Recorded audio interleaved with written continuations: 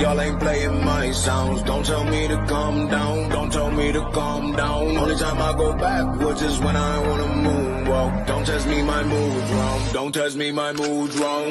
We are who we say that we are. Yeah, we're lost in the stars, and it's all from the start. Never running no pace, never on the right page, but we still read that book, and we still run that race. Mississippi Racer riding out, no shortcuts, no time for that. Mississippi Racer riding out till the wheels fall off. I'm driving that. Mississippi Racer riding out, we'll stop burning, strike the match. Mississippi Racer riding out, red light, green light, red light, good night. Red light, green light, red light, good night. Red light, green light, red light, good night. Red light, green light, red light, good night. Red light, green light, red light, good night. Time to chill, don't sweat it. Good morning and welcome. It is Coffee and Sports. It is the morning show powered by Wire to Wire Network. Thank you so much for making us part of your morning routine, whether you are live on Facebook, live on YouTube, or watching us over on Roku TV right now, thanks to the fine folks at Northeast Sports Productions. I am Chris, and of course, that over there, that is Mo. Mo, happy Monday, partner. Happy Monday to you, partner, to everybody out.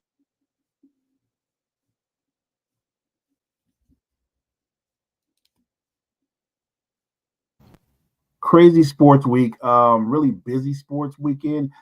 And I don't know about you, I was able to catch the Tom Brady roast. Yes, the Tom Brady roast was interesting for sure. And we are going to get to that a little bit later in the broadcast this morning, Mo. But let's start. We're going to start with a couple of things this morning. First of all, there is, it's interesting. You know, I think that the world classifies Americans in general as selfish and self-centered and very much about them. And, you know, we're just doing our thing over here, Mo. We're doing our thing. And then you look at WWE fans every time there is a premium live event that is not in the U.S. And I totally understand why people classify Americans as self-centered and all about them. All it is complaining about the time of the event. It's not at night. It's 1 p.m. in the afternoon on a Saturday. This is so inconvenient. But Mo, if you caught Backlash, you understand why WWE does this. Let's be honest, Mo, the card was nothing special. It was predictable from top to bottom. There were only 5 matches. I could have showed you the matches and you could have not have watched any of it and you would have predicted every single match. But Mo, that's not the point.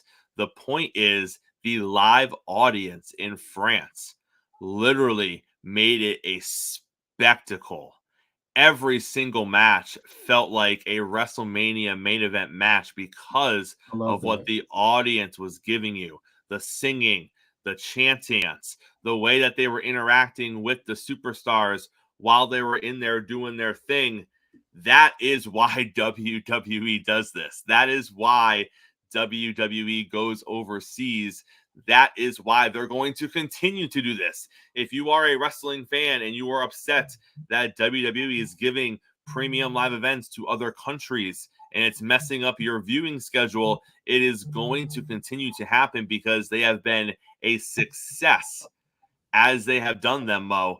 So if you are one of those fans, Mo, you need to buckle up because maybe you just do the rewatch. Maybe you just disconnect from social media and you don't reconnect until after you do the rewatch on your normal Sunday night time or whatever it is, and that's when you consume it, because this is not changing anytime soon. And why would it? I'm watching it live, and that audience, their energy. I'm with you, partner. It felt like WrestleMania. It felt like we were watching something bigger than life, and the energy they had from the beginning to the end, it never dissipated. These people were so into it, and the stars ate it up too. Like when they were doing their entrances and they were coming in, they would stop and they would take it in, right? They would take it because those fans were insane. Like the funny thing about it is, Chris, for me, in a lot of ways, the fans and the way they got into it made me get into it more. I'm with you. The card, it was an okay card, but it wasn't the kind of card where you'd be like, I have to be there. This is must see. But those fans' energy brought me in. And you're right. There wasn't any surprises throughout any of the matches. I still enjoyed them, but the energy of the crowd was amazing. And Mo, I would say that the biggest surprise of the night wasn't even necessarily a match outcome. It was more of the fact that we got a new member of the Bloodline, but it wasn't the member we were expecting. We knew who we were expecting. He didn't come.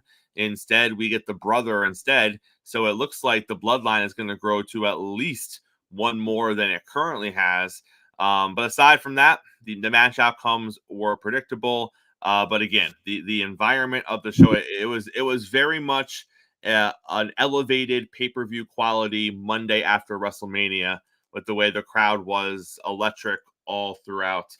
But yeah, I think, again, hats off to WWE. They're going to continue doing this, and wrestling fans need to get over it. Mo, again, I try not to talk a lot of Miami Dolphins here on the show, but they keep doing things that are making me want to talk about them. You have to. The Miami Dolphins, my Miami Dolphins, just signed end of last week Odell Beckham Jr. Now, I know what you guys are saying out there. Odell is washed. Odell is a walking injury. Odell barely had, or he didn't even have 600 yards receiving in Baltimore last year after they paid him all that money. Let's talk about this realistically, shall we? Number one, the Dolphins signed Odell Beckham Jr. for a 1-year, $3 million contract. Not 15 that he signed last year in Baltimore that ultimately became 18 with all of the incentives. Not the rumored 12 to 15 that he was going to be looking for in the offseason, this offseason. Mo, they signed him for a 1-year, $3 million contract. Now, of course, with incentives, that can balloon up to 8.25. But the Dolphins had $3.75 million on their cap space, and they signed him for 3. So that's number one. Number two, Odell Beckham Jr. in Miami is going to be the third option at most. Correct. That's assuming that their new tight end, who was brought in to take a position on this team that had 0 production last season, doesn't become more of a security blanket for Tua. If the new tight end becomes more of a security blanket, Odell is now battling for the third option. He could be the fourth option. But the point is that you look at this Dolphins team over the past 2 years with Tyreek Hill and Jalen Waddle, there has never been a consistent number 3. Yes, the Dolphins went and got Cedric Wilson Jr. from the Cowboys. He didn't do anything during his tenure in Miami. Yes, they went and signed Braxton Berrios as a free agent.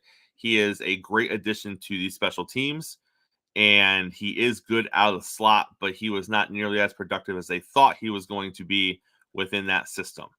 Now you put in a guy who has been an elite number 1 in the league. I don't think he's currently an elite number 1, but he's been an elite number 1.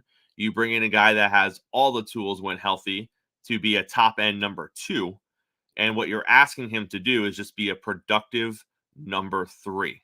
let Tyreek and let Jalen Waddle go out there and do their thing, and you just eat.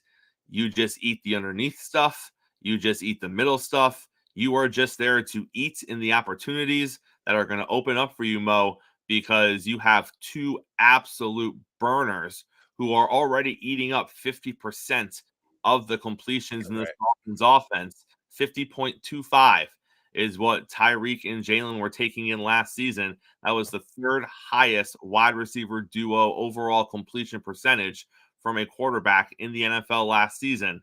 They're still going to eat, but now there is a valuable third option for that to happen. And if he mimics his numbers from Baltimore last year, if he's a tick higher, if he goes 650 and 4 touchdowns, worth every penny, Mo.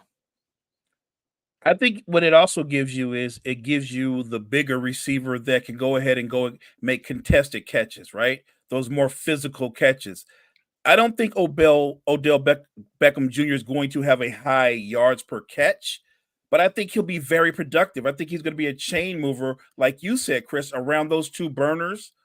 So if I've got OBJ and he's working the middle of the field and he's moving the chain, I think he's going to do better than what you project. I say if he gives you 700 yards and 7 or 8 touchdowns, you underpaid. You underpaid. Like to me, this move.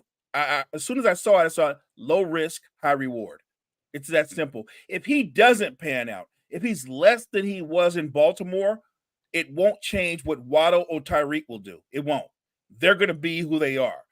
But I'm gonna bank on if OBJ is healthy, he's gonna be a very good third option for the Dolphins. And let's not forget, one of the things that Miami has been missing in this offense is a goal line threat. How many times last season did we see Tyreek get fades to the corner thrown to him by Tua? Yeah, he caught about half of them, but no offense, Tyreek is not the guy you're throwing goal line fades to in the corner of the end zone. He doesn't have that skill set. Granted, he pulled in a few of them. That is Odell's skill set. He is a guy where he's going to go up, he's going to high point the ball, he's going to make that catch. And that is an element to their offense that they were 100% missing. So again, if you want to sit here and say, well, injury, I get it. He's not expected to be a 1 or a 2. Those positions are already solidified, and he could be switching between the 3 and the 4, depending on their tight end production. But Mo, another thing that I thought was interesting with the Odell Beckham Jr. story was there were 2 other teams that were interested in him, and that was the Buffalo Bills and the Kansas City Chiefs. So Odell did seem, and you can say what you want, and I've seen some of the rhetoric this morning, but clearly this probably wasn't a money situation. I'm willing to bet that the Chiefs and the Bills would have given him more than $3 million a year. Like, I just have a sneaky feeling, looking at their cap situations, they would have given him a little more money. So you can't sit here and be like, well, he went to Miami for the money. He wanted all 3 million of that 3 million, Mo. I think he looked at it, and if he goes to Buffalo, is he the one? Is he the de facto 1 in Buffalo? I think if he's in Buffalo, they're doing it by committee. I don't even think he's a 1. I really do think they're going to run the football more this year than they ever have. And then if he goes to Kansas City, he's not the 1 because you still got Kelsey there, and Kelsey is always going to be the 1. Right. And you also got Rice there, and Rice is the 2. So he's probably the 2 on the wide receiver side, 3 overall. And I don't know, maybe I would have went to the Chiefs if I was Odell, because if you're looking for a ring, that clearly is going to be your best shot at getting it. But at the same time, there is no state tax in Miami. You're looking at that group of wide receivers. I think Miami has a more talented group of pass catchers in Waddle and Tyreek than Kansas City does in Kelsey and Rice. So maybe he looks at it and he says, I think this is a better talent pool, not a quarterback. I'm not saying a damn thing about Patrick Mahomes. He is number 1. But maybe he just thought it was going to be a better fit. Either way, though, Mo, I'm all for it. I'm here for it. I think he has an ego too. Even though at this stage in his career he's a different player, he has an ego. Remember, Odell's already won a Super Bowl. So has Waddle. They were the teammates on the Rams, right? So he's won a Super Bowl. I think what he wants to do is I think he wants to be on a team that beats the man. I don't think he wanted to join Mahomes because right now at this stage of his career, Mahomes is making the receivers, not the other way around. If you go to Miami, yes, Tua's the quarterback, and he's a very good quarterback. But I think that what he's trying to do is he wants to put up numbers, but I think he wants to knock off the Chiefs. And I think he sees the Dolphins as a better chance than the Bills. I have no doubt in my mind that the Bills would offer him more money, but I think that the way the Dolphins play offense, where they attack, I think he feels like he could be more productive, and I would agree in that system. No, 100%. And you look across the NFL now, I don't have it in front of me, but I think if you're going to have a conversation about look at all the teams, 3 best wide receivers the team has, I don't think Miami's fallen any lower than 5 at this point. If you're looking at 3 receivers, one that jumps to mind immediately, or did at least, because they don't have many more, but the Bengals with their 3, which included Tyler Boyd. Yes. He is obviously not with the team. He is looking at other situations. So I don't know where they're going to fall there. But Mo, I don't have one that comes out to mind as 3 right now. So maybe we'll save that for tomorrow's show. But I don't think there's one. Maybe there is, but they're definitely not below 5. That's all I'm saying. We got talent in South Beach, Mo. Talent. Let's start right there. I see my partners fired up. I think at a minimum they're top 5 with the 3 that they have. I was gonna suggest, but I'm not sure because I don't want to get ahead when somebody drafts a wide receiver high. You never know, but potentially, I think the Rams receiving core is underrated. I think Detroit's receiving core is underrated. The Eagles obviously have the 2 guys, and you don't know what the third guy is going to be in terms of production. So, yeah, look, I think Miami, at a minimum, they're top 5. But like you said, if you factor in that tight end, who I think is going to be productive as well, there will be games where Odell will be the 4th option. The tight end's going to shine. That's going to be Tua's best friend, maybe his best friend in the red zone. So, you know what? We could do a top 5 receiving core tomorrow, but I think Miami is at least top 5. Mo, we got something real special this morning, something we've never had on the morning show. We got JG on the road. On the road? We got the road version of JG this morning. I don't know where he's traveling to. I don't know what he's on the road to. I'm sure he's going to tell us. He's in his gear. He's in the school gear. Oh, JG on the road. Welcome to the show this morning. How are you, sir? I'm doing good. Good morning, guys. How are y'all? No complaints here, JG. Where are you traveling to this morning? So I actually am heading back to Arkansas right now. I had a little weekend trip back home to New Orleans. Came to get my truck. My truck's been in the shop for a month now, so I finally got my truck back and left Little Rock Saturday night after our last game. Came down here to New Orleans to get my truck, spend some time with family, and now I'm heading back to Arkansas right now. How were the games this weekend? It was good. We won 2 of 3. That was again, we were hoping for a sweep, but we were able to win the series. But the cherry on top was our 2 wins helped us clinch the regular season conference championship. So we were able to enjoy a celebration during the weekend of being able to do that. We got the help we needed. We had a tiebreaker with Arkansas State Mountain Home. They own the tiebreaker on us, so we needed some help for them to lose for a game or 2. They got swept over the weekend, so it made it a little bit easier for us, and we got the wins we needed, and we clinched the conference championship for the regular season, and we are heading into the conference tournament this week as the number 1 seed. Congratulations, JG. Well, hopefully that goes well for you as well. Mo, I'm assuming that JG put the beignets into the mail for us So those are Okay. delivered. You can book it. You can book it. I'm It's sure. done. I'm sure. Like, I'm excited for that. JG, let's talk a little Major League Baseball, sir. That's why we want you to come hang out with us. So Luis Arias was traded from the dumpster fire that is the Miami Marlins to the Padres. Interestingly enough, fun little thing that I saw over the weekend.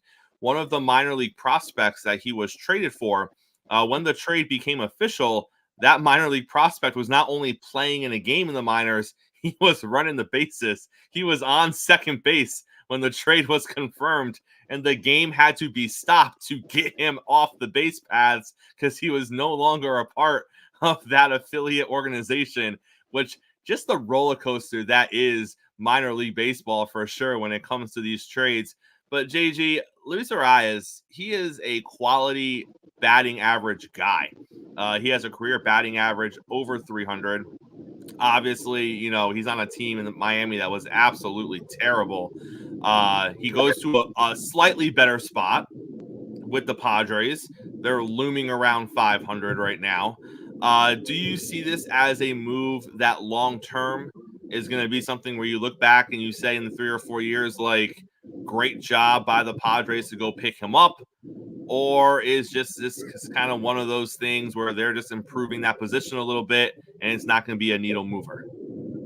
No, and I think this is actually a good move for the Padres. Arias provides stability, and that's just what he is in the lineup. He's in today's era of batting in Major League Baseball, Arias is a dinosaur.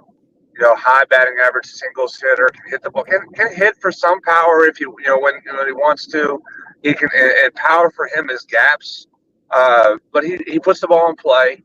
He doesn't strike out very much. It's an old school kind of style of hitting that we just don't see very much. That you have to appreciate if you're a baseball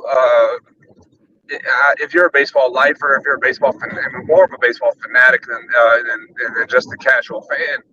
You appreciate Luis Arias, and what he's going to provide for the Padres, as I said, is stability in the lineup, where you're going to get you'll get at least two hits out of him, almost on a nightly basis. He had 4 hits in his Padres debut. That's just who he is. So you do upgrade. It's an upgrade in your lineup, bringing Arias and providing a little bit more stability to get on base. Get some hits for you and kind of be a what they say is a dish for the big boppers you have in your lineup with Tatis and Bogarts and the guys that you have in that lineup that are supposed to drive in runs. So this is a good move for the Padres. How much of a needle mover is it? That's to be determined because that Dodgers lineup is still really good. Is Arias a difference maker? We'll find out on that. I just don't understand what the Marlins are trying to accomplish. You were a playoff team, or you were a playoff contending team last year, and we're selling right now in the first week of May. I don't understand just how this franchise continues to get success, and then immediately say, "Well, yeah, we don't want that done." You had success. You have a good system. You have a good program. Build on it, and they can't do it. Every time they win, we think Marlins are turning a corner. They win. They won the World Series. They sell off. They in '97. They win the World Series in '03. I know you hate that hearing that, Chris, but they win the World Series in '03. Then they sell off in '04. They make it to the postseason, and now we're here, and then they're starting to sell off now. I just do not understand how this franchise continues to run the way that they've run. That it almost seems like they're just afraid of success because success, I guess, is a bad thing in Miami with the Marlins. I don't know, but kudos to the Padres. They were able to make the deal, and it's a good deal for them. They didn't give up nearly as much as you probably could have if you waited at the deadline. You jumped on an opportunity, and you got a good quality bat in your lineup. JG, the Minnesota Twins started off the season 7-13. We were talking here on the show about how they were definitely underachieving, and then they decided to go win 12 games in a row. That 12-game win streak was broken by the Red Sox last night. So when it's all said and done, they currently stand at 19-14. That 12-game winning streak helped push them back up into second place in their division, only 2.5 games behind the Guardians. Obviously, win streaks come and go, losing streaks come and go throughout the season. Is there any takeaways from the Twins' 12-game winning streak where you can look at it and be like, there could be some sustained success moving forward, and now we can put them back into the division contending conversation, playoff team conversation, or are we in 3 months going to look at this and be like, remember when the Twins won 12 games? That was nice. That was a nice thing for them to do because they're not very good right now. What do you think the 12-game winning streak says for the rest of this team going forward? Considering, and I was asked this last week when they got to 10 wins, or before the weekend, they got to 10 wins. 7 of the wins at that point were against the Chicago White Sox. Okay, JG. I mean, let's be honest here. An SEC team could beat the Chicago White Sox right now. So, is it a great accomplishment? Yes, because you have to still win the games. You still have to. I'm not going to take anything away from the Twins winning 12 in a row. You still have to go out and compete and win the games. But the 7 of those wins were against the White Sox. The other 3 at that point in their 10-game stretch was against the Angels. So you're not beating playoff teams. You're not beating playoff caliber teams. And that was the Angels after Mike Trout was announced that he was out for a while. So a Angels-less team, a Mike Trout-less Angels team is who you beat in your 10-game winning streak, and then you lose to the Reds. So their schedule is going to get tougher coming up. And if they continue to win games during this portion of the schedule, okay, that means that what they got out of their 12-game winning streak mattered because they figured out, oh, hey, we can win games. We're actually a pretty good team still.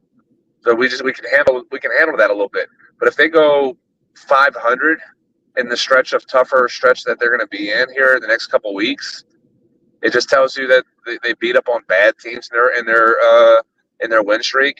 It's good that they got themselves back in the race, but you're left to be desired more.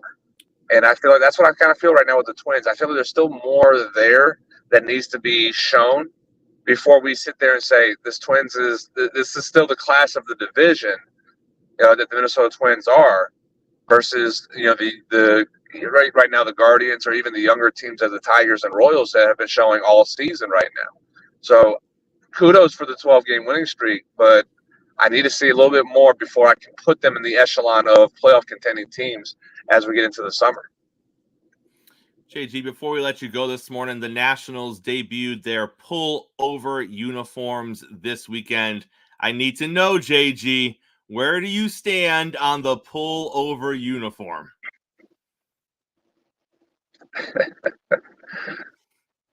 My goodness. He has no words. He has no words for it. No, I have no words because, again, as I've told you guys, I'm a purist. I'm a baseball purist. I'm a traditionalist. I don't get it. I really don't get it. We're trying to turn baseball. I love the Savannah Bananas. Everybody knows who the Savannah Bananas are. I love what they're doing. It's a road show that just it's fun. It's different. But it is what it is. And they advertise. The guy who runs the Savannah Bananas calls it we're the clown show of baseball. That's great. Love it. Major League Baseball does not need to be that. And pull over. If it's a one-time thing, okay, don't have a problem with it. If we're going to put that as a rotation thing, I have a problem. In the 90s and at the 90s at one point we had the futuristic jerseys. I don't know if you remember that, Chris, where you had the Mariners wearing like the sleeveless jerseys. That the Mariners were like the maroon red, big logo on the chest with Griffey wearing his hat backwards during a game. It was a one-off. It was cool. It was awesome. It was different. Loved it. Exciting. But it was a one-off. Let's pull over jersey one time. Just one time. Wear it. Sell them. Go ahead. Please don't bring this out again. let the traditional uniforms be what they are. Hell, Nike, Fanatics, go back to the old. Again, the quality of uniforms sucks. Why don't you figure that out before you try to do anything different? Stop. These pants. These pants are. I watched the Braves Dodgers. Otani slides into second base. His pants get a hole in them. High school uniforms don't even get a hole in them sliding into second base one time. So the quality, let's figure out the quality of the uniforms first before we try to change and add or do something different. With the uniforms, to just be like, hey, we're going to sell this for make money. Figure out the quality first, and then we can do a little bit of a different thing. But please make it be a one-off thing and just do it one time and just say, hey, we'll sell these off, we'll make the money off of it. But let's not make this a regular thing. So Mo, we got to cancel that gift that we sent JG of that pullover national uniform. And I thought that was a good idea. I did too. I thought he was going to like that. It was fresh. Yeah. Like everyone was talking about it. Our bad. Sorry about that. JG, we appreciate having you on the show this morning, always. Sir. Safe travels home. We'll see you tomorrow. All right. Sounds good, guys. See you tomorrow. Take care. JG does not like pullover uniforms. He is take it off the Christmas list. Hey, when he says he's a baseball purist, that's exactly who he is. Right. He is who, and that's why we love him. That's why we love ourselves some JG. Mo, let's push forward. Let's talk about the NBA. We had a lot of NBA action this weekend. We had series end. We've had new series begin. We have different things to talk about when it comes to that. So let's do a quick recap first. We were here Friday morning breaking down the action as we were heading into the basketball weekend. Let's take a look at where we ended up. So Friday night, the Mavericks come through. They end the series with the Clippers, something that many people thought was going to happen Friday night. Any surprises with that, Mo? Any surprises with Dallas getting it done? No. None at all. Like I said, I thought coming into the series, they were going to have the two best players. They did have the two best players. Their bigs were great for them defensively on the boards. Right now, with the guys that are around Luka and Kyrie, the surrounding supporting cast, Dallas is a very dangerous team. So everybody that writes them off going into the second round, I completely disagree with that analogy. Also on Friday, in the series that just never wanted to end, the Orlando Magic. Now I feel like JG. They tie the series at 3. They force a game 7. It was not a pretty game, Mo. I watched a good chunk of the second half of that game, and I was just like, man, I don't even know basketball like that. And I know this is not great basketball, Mo. The third quarter, I believe that they combined for like 32 points. I think it was 17-15. Yeah. And for the longest stretches, there was nothing but Clang, go down the court, Clang, go down the court. And that third quarter, even though it was a competitive series, that third quarter summed up the series. It was an ugly series. And to his credit, Donovan Mitchell took over the second half, dominated the fourth quarter, and the Cavs were able to pull it out. Look, I think the young Magic did well to make it a series. I think Paolo Banchero was only going to get better. He had a 24-point first half, slowed down in the second half. Nobody can make shots, and that was on both sides. It was an end to an ugly but competitive series. Going forward, it'll be interesting to see what Cleveland can do versus the Celtics. That takes us into Saturday, Mo. There was only one game on Saturday. It was the Western Conference semis. It was Minnesota opening up with Denver, and maybe as a surprise to some, the Timberwolves. The Timberwolves took game 1 of that series. Mo, coming out of that series, seeing what Minnesota did, you heard their comments after the game. They were feeling really good about themselves, as they should be. Is it going to carry through? Do you have a different opinion of the trajectory of Denver after that game 1? Or do you view it as that was a great effort by Minnesota? This is definitely going to be a series, but you're still kind of where you were before with Denver is going to be the one that gets to the finals from the West. Where do you stand after game one? So let me start with this. I picked Denver to win the series. I want to be consistent. I picked the champs to find a way to win a tough series. After watching game one, I came away with this thought process. If Anthony Edwards is going to shoot the way he's shooting the ball, not just from the mid range, but from the three, and controlling the game the way he controlled the game, I still think it's going to be a long series. But Minnesota's going to win the series. There's no way Denver can let him have those kind of shooting splits over the course of a series. He's making it look too easy. And I think it also doesn't bode well for Denver if Jamal Murray is indeed compromised because of the calf injury, if he's a lesser version of Jamal Murray, because I think Jamal Murray, to some degree, can offset what Anthony Edwards does. But this is Jamal Murray being Jamal Murray, not what we saw the last game of the series versus the Lakers or the first game this series. So I'm not changing my pick, but I will say this. I think Minnesota, they're riding the confidence of their best player, Chris. Anthony Edwards literally thinks they're going to the finals. And if he continues to play this way, look, if he's going to shoot like this, because it makes all the difference in the world. That means that you can't play off him. You can't double team him. Although if I were Denver, I would blitz him. I would get the ball out of his hands. My strategy would be simple. If Cat can score 30, if Mike Conley can get 20, anybody else, and they can do that, then I'll tip my hat to them. But I'm not going to let Anthony Edwards play one-on-one. If he's allowed to play one-on-one, series over. And then last night, Mo, the series that just didn't want to end finally had to come to an end. The Cleveland Cavaliers, for the first time since 1993, without somebody named LeBron James on their team, right. The Cleveland Cavaliers won a playoff series. 93 was the last time they won without LeBron, so they get that monkey off their backs. The basketball quality was a little better. It was marginally better last night. I felt like the series started in 93 and just finished last night. Looking forward, what can the Cavs improve on heading into round two, Mo? So and look, all jokes aside, sometimes you play to your opponent's level. The Magic are a young team. The Cavaliers, I think they still have bigger or higher aspirations. This is what I'll say going into the Celtics series. And I've always said this. I think Donovan Mitchell is clearly better than Jaylen Brown.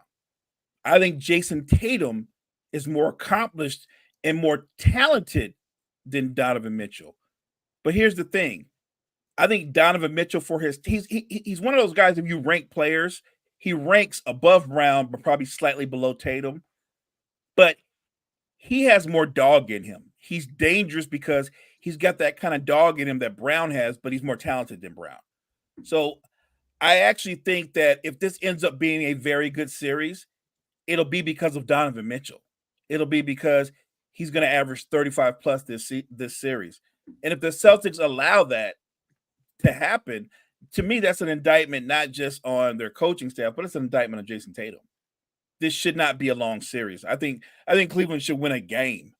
But something tells me that because right now Donovan Mitchell looks healthy and he looks like D. Mitch. If he's going to play like this and they can get Jared Allen back, it changes everything. So I'm going to say Celtics in 6. A little bit of breaking news here. The Dallas Mavericks have extended their head coach, Jason Kidd, heading into their second round NBA playoff matchup. Not a surprising move coming out of Dallas, given the way this team has kind of gelled and looked a lot more cohesive throughout this year than they did at the end of last year after getting Kyrie. Yeah, and I also think they wanted to squash any rumors of Jason Kidd being the next coach of the Lakers. They wanted to put that to bed right away. Yes, they did, and they've accomplished that with their extension. Tonight, Mo, actually, before we get to tonight, let's take a look back at the first round of the NBA playoffs here, Mo. I got one question for you. I'm going to give you 5 teams, and I'll give you the 5 teams first. The 5 teams that I want to give you are the Heat, the Magic, the Bucks, the 76ers, and the Los Angeles Lakers, who was the biggest disappointment of the opening round of the NBA playoffs? It's still going to be the Bucks. I mean, I know that they had injuries and stuff, but this team that was put together the way it was put together, they were built to win a title or bust, right? That was the goal. And while I want to give Doc credit for making his guys get motivated and stay competitive in that series and win a couple of games without their best players, I think the biggest disappointment is still the Bucks. I don't think anybody thought Miami was a championship caliber team or the Magic. I know that a lot of my fellow Laker fans tend to overinflate the roster. They would probably make the argument the biggest disappointment is the Lakers. To me, if you lose to the defending champions, that's not a surprise at all. It's not like it's an upset that Denver won that series. They were, in fact, the better team.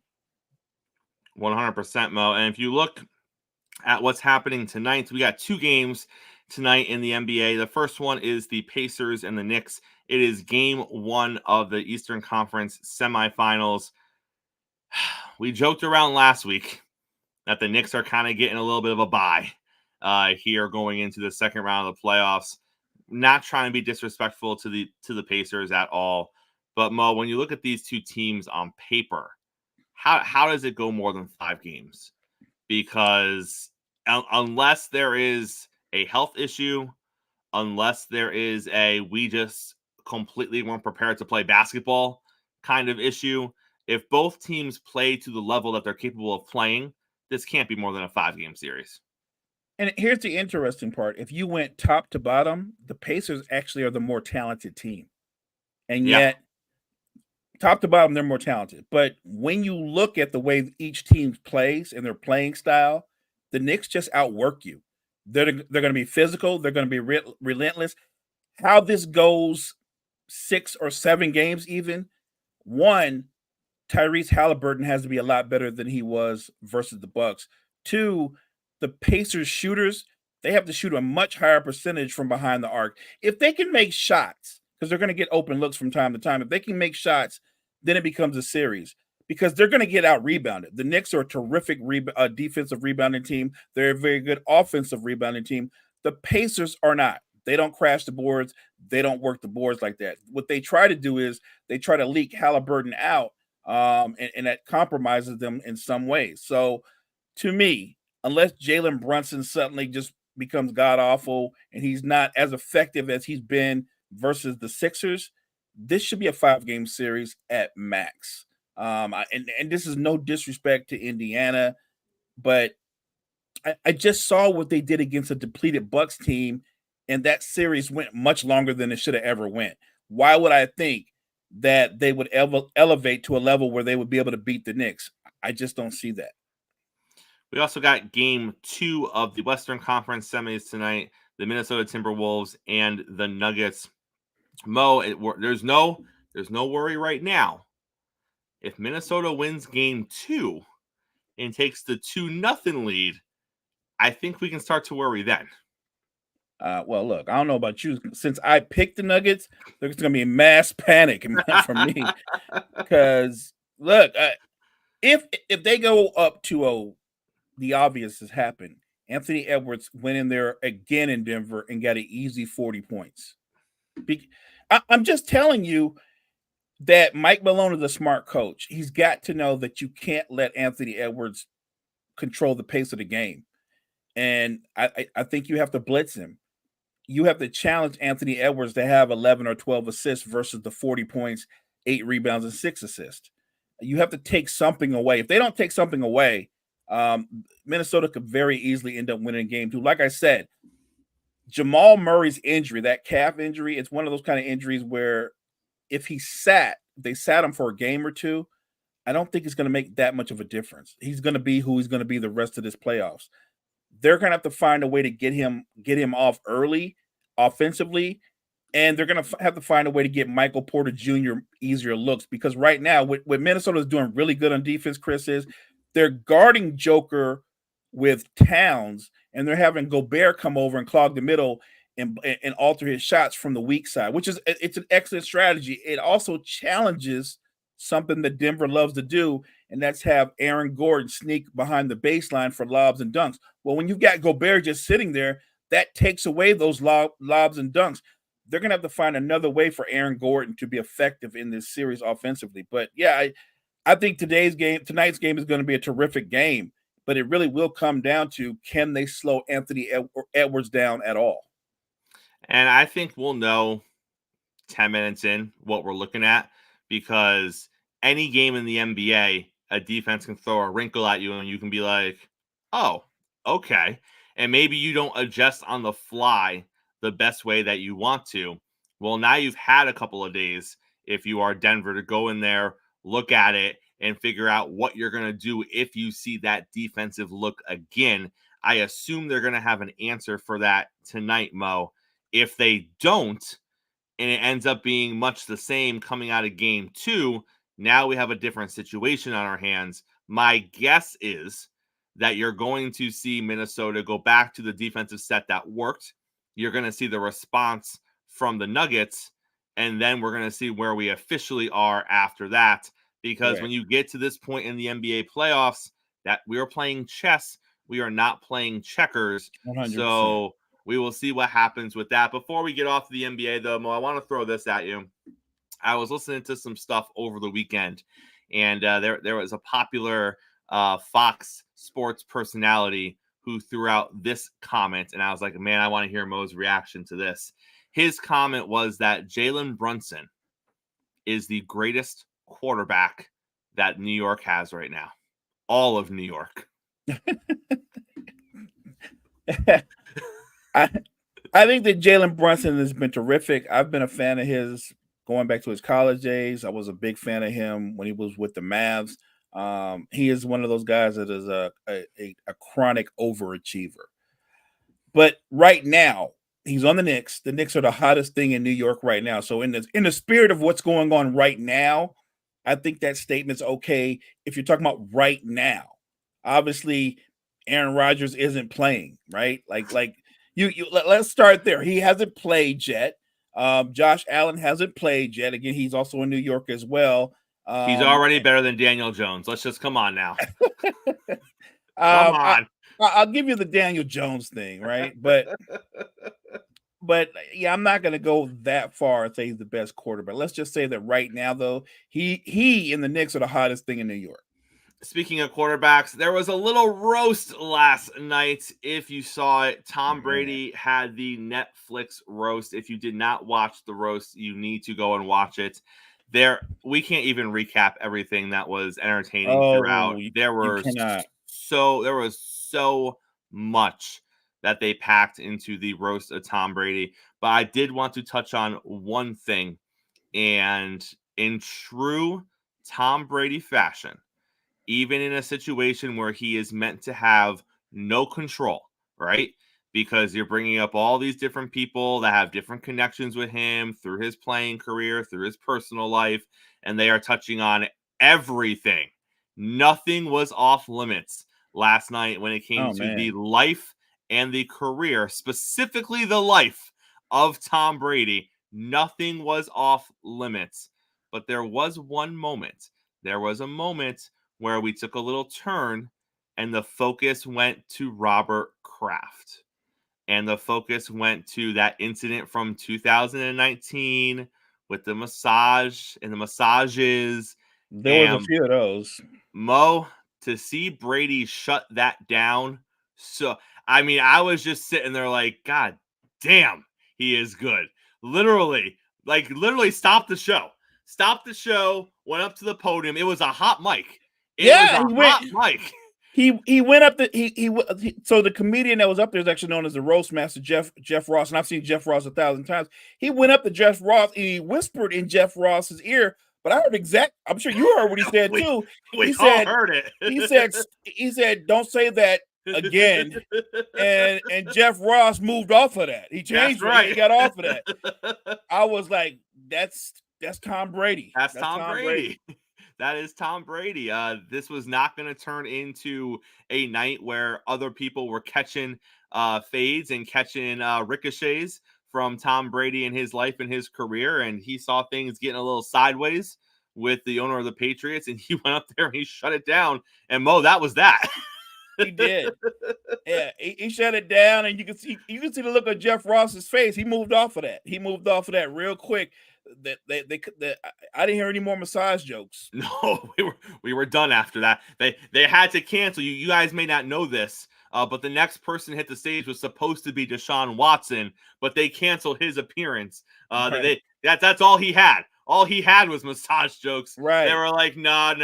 Brady said, no, we got to cut those. Sorry, Deshaun. Go sit back down in the audience.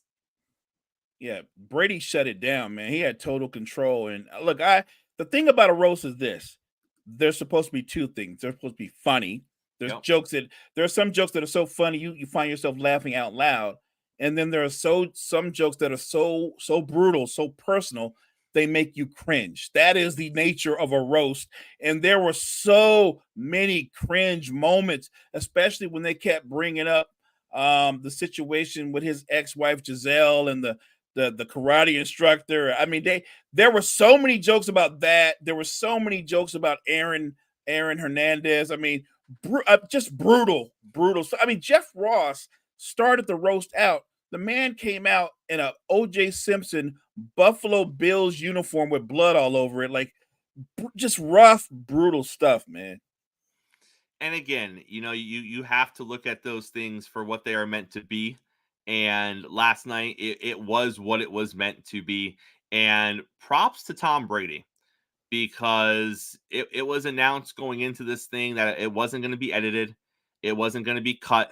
You were going to hear everything that was said on stage, and you did. And they told you that the people coming on were not going to hold back. They were going to roast Tom Brady, and they 100% did that. And I know what listeners are saying. Well, Chris, it was a roast. Of course they were. Not every sports legend could sit up there for that. You look at Tom Brady, and you can easily say he is one of the greatest players to ever play the game of football, and he will be revered as one of the greatest quarterbacks of all time. If you took the current top 5 at any position of quarterback quality in any sport, and you said, we're going to go do this to you, there's going to be some in there that are going to be like, nope, you're not down for that. Or they're going to be like, sure, but here's the list of things we're not going to talk about. Right. That I guarantee you that's how I would have went. The crazy thing about Brady is, you said this on Friday's show, he was going to be so prepared.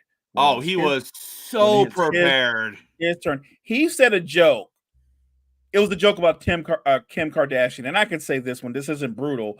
But basically he said, Kim, I appreciate you being here. And then he said, Kim's a little nervous being here. And he said, well, she's nervous because her kids that are at home with their dad. I mean, and the audience just went, ooh, because the situation. And I was like, I mean, his timing on all his jokes were on point. Like you said, he rehearsed this well. He was well prepared. As he is with literally everything the man does. Mo, let's talk a little more football. We got Saquon Barkley. We kind of knew this. We kind of knew the rumor and innuendo behind this, but we didn't have the official confirmation, but now we do. Saquon Barkley, apparently Giants fans were just in their feelings this weekend, because Saquon was getting a lot of social media hate from New York Giants fans about how he's a traitor and he turned his back on the organization. And initially, when this happened, we came out and we said, we don't really know what the Giants offered him. They seem to be kind of in between on if they wanted him to come back. And if they were going to bring him back, it probably wasn't going to be anywhere near close what he thought his market value was. Well, Mo, Saquon confirmed this weekend there was no offer. They offered him nothing.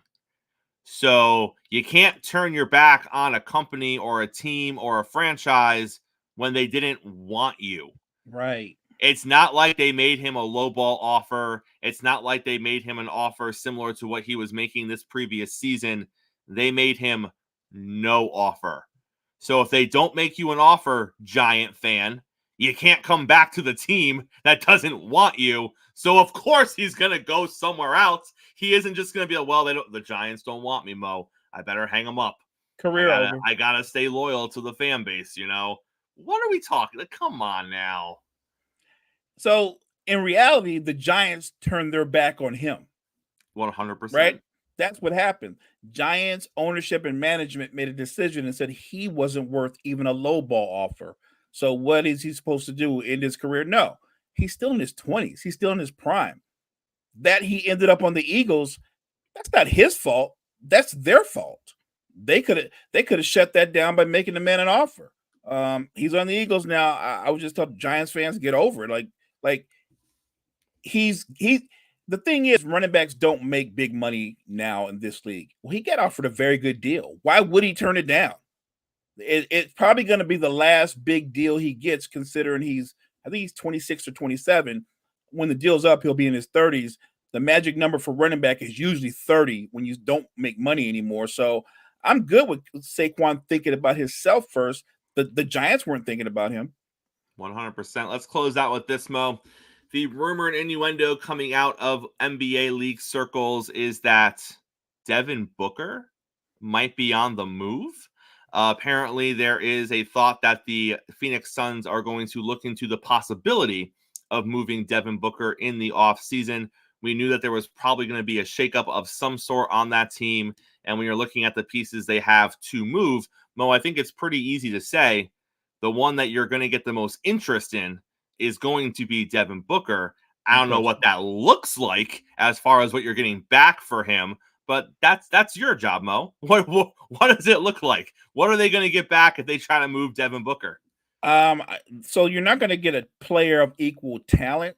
So my guess is the Suns are looking for a couple of number one picks and maybe a very good athletic wing defender, a 3-and-D guy or something of that nature, or maybe even a point guard.